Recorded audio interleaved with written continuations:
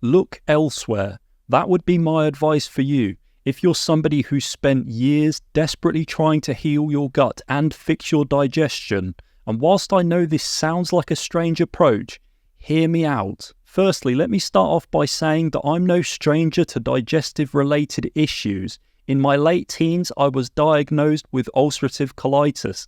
I had 3 major flare-ups before having to have my whole large intestine removed. I had a total of 3 abdominal surgeries, and then following this I developed a condition where it left me with daily and debilitating digestive pains and motility issues, which left me housebound for the best part of a whole decade. And as you can imagine, over the years I experimented with multiple different things in attempt to try to resolve these issues.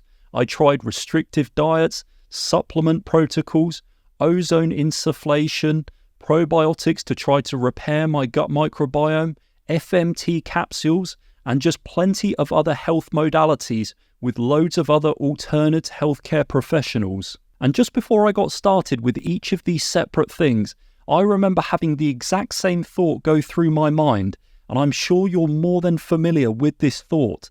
And that was that I had total faith that what I was about to try was finally going to be the answer to putting an end to all of my digestive-related issues. Now, did any of these individual things put an end to my digestive problems? Of course they didn't. Hence why I had to jump from one thing to another, and over time I formed this extensive list of things that never offered me any sort of lasting results, and I virtually guarantee you're finding yourself in a similar predicament. So what was it that changed for me? Well, to begin with, it was a mindset shift.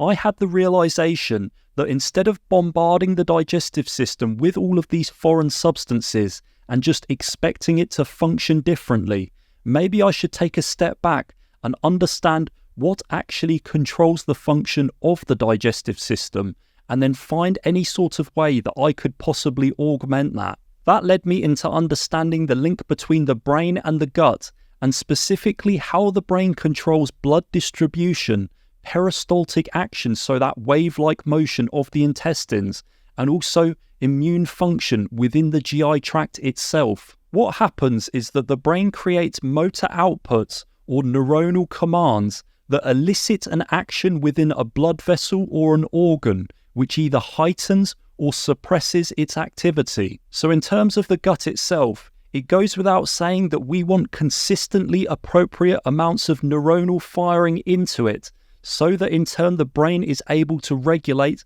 things, for example, like peristaltic action, blood distribution, and immune function. And on top of all of this, it's also really important to note that our digestive system is absolutely covered in nerve endings which relay information back up to our brain.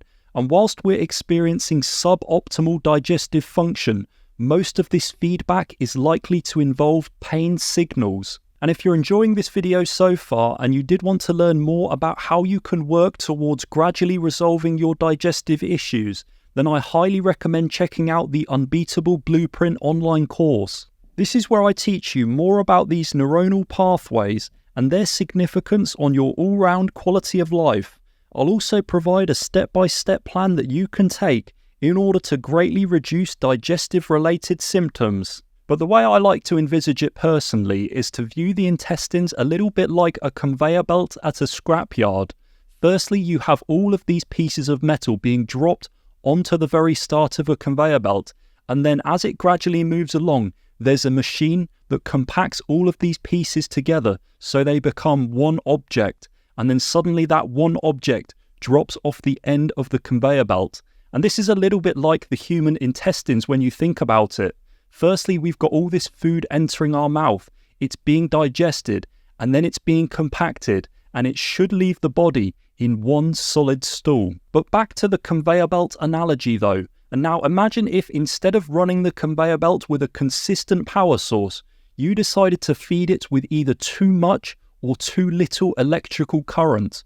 What would end up happening is you'd either short circuit the machine, causing it to halt in its tracks and stop working, or there just wouldn't be enough power to actually move the contents along the conveyor belt. It's a really fine balance, and the likelihood is if you're somebody who's living with chronic digestive issues, you've probably got a similar scenario playing out within your own body, where the automatic and unconscious ways that your brain controls your digestion has been impacted in an adverse way, and it's leading to limited digestive capabilities. This could come in the form of various stool consistencies, altered pH levels, bacterial imbalances, issues with GI motility, and also alterations in immune function. But is there anything that we ourselves can do to actually improve this situation?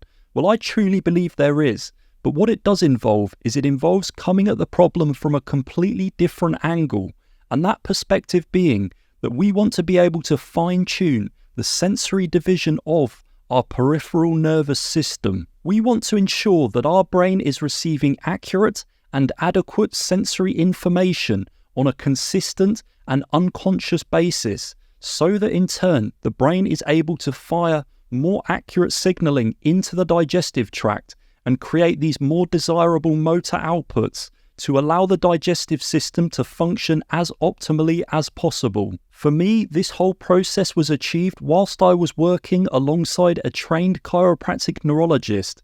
He was able to perform an extensive neurological exam of my body and uncover some key dysfunctions with regards to some of these motor outputs, and in turn, he prescribed these targeted neurological exercises that I performed on a daily basis, and it really worked well. And in the end, I observed a significant improvement in my digestive function. But yeah, I think one of the most important things to consider when it comes to striving for lasting changes with your digestive function is to compare your body to the body of a fit and healthy person who never has to think twice about how their digestive system is working.